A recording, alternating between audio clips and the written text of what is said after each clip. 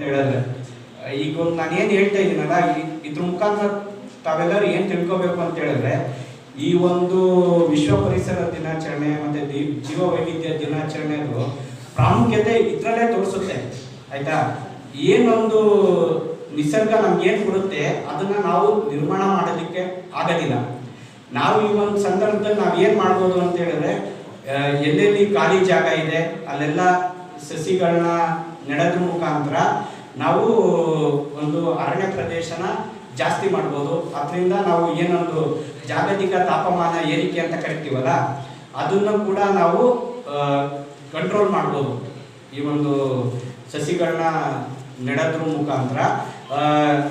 ಈಗ ಜೂನ್ 5ನೇ ತಾರೀಕು ಪ್ರತಿ ವರ್ಷ ಒಂದು ಅವೇರ್ನೆಸ್ ಕ್ರಿಯೇಟ್ ಮಾಡ್ಲಿಕ್ಕೋಸ್ಕರ ವಿಶ್ವ ಪರಿಸರ ದಿನಾಚರಣೆನ ಆಚರಣೆ ಮಾಡಬೇಕು ಅಂತ ಜಾರಿಗೆ ತಂದರು. ಈಗ ವಿಶ್ವ ಪರಿಸರ ದಿನಾಚರಣೆ ಜಗತ್ತಿನಾದ್ಯಂತ ಬೇರೆ ಬೇರೆ ರೂಪದಲ್ಲಿ ಕಾರ್ಯಕ್ರಮನ ಹಮ್ಮಿಕೊಂಡಿದ್ದಾರೆ. ನಾವು ಇವತ್ತು ಇಲ್ಲಿ ಬನ್ನೂರಿನ ಸರ್ಕಾರಿ ಪದವಿ ಪೂರ್ವ ಕಾಲೇಜಲ್ಲಿ ನಾವು ಈ ಒಂದು ಕಾರ್ಯಕ್ರಮನ ಹಮ್ಮಿಕೊಂಡಿದ್ದೀವಿ. ಇದಕ್ಕೆ ತಾವೆಲ್ಲರೂ ರೈತ ಸಂಘದವರಾಗಿರ್ಬೋದು. ರೈತ ಏನಿದ್ದಾನೆ ನಮ್ಮೊಂದು ದೇಶದ ಬೆನ್ನೆಲುಬು. ರೈತರು ಜೀವ ವೈವಿಧ್ಯತೆಯನ್ನು ಕಾಪಾಡೋದ್ರಲ್ಲಿ ರೈತರು ಕೂಡ ಒಂದು ಪ್ರಮುಖ ಪಾತ್ರನ ವಹಿಸ್ತಾ ಇದ್ದಾರೆ. ಮತ್ತು ಏನೊಂದು ಜೆನೆಟಿಕ್ ರಿಸೋರ್ಸ್ ಅಂತ ಕರಿತೀವಲ್ಲ ಅದನ್ನು ರೈತರು ಕಾಪಾಡ್ತಾ ಇದ್ದಾರೆ.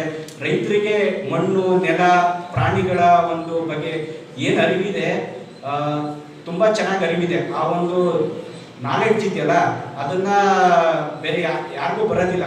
ಯಾಕೆ ಅಂತ ಹೇಳಿದ್ರೆ ಅವರು ಫೀಲ್ಡಲ್ಲಿ ಕೆಲಸ ಮಾಡಿ ಆ ಒಂದು ಜ್ಞಾನನ ಪಡ್ಕೊಂಡಿರ್ತಾರೆ. ರೈತರಿಗೆ ಯಾವಾಗ ಮಳೆ ಬೆಳೆ ಯಾವಾಗ ಬರುತ್ತೆ ಅಂತ ಗೊತ್ತಿರ್ತದೆ. ಈಗ ರೈತರುಗಳು ಏನೊಂದು ಅವರ ಜಮೀನಲ್ಲಿ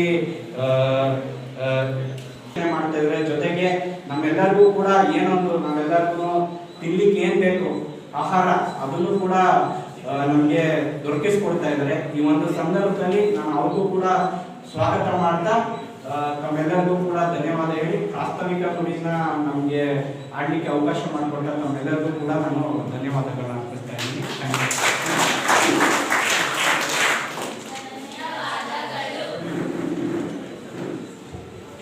ವಿಶ್ವ ಪರಿಸರ ದಿನಾಚರಣೆಯ ಮಹತ್ವ ಇದರ ಕುರಿತು ಎಲ್ಲರಿಗೂ ಪ್ರಾಸ್ತಾವಿಕ ನುಡಿಯಲ್ಲಿ ವಿವರಿಸಿದಂತಹ ಶ್ರೀ ರಾಜೇಶ್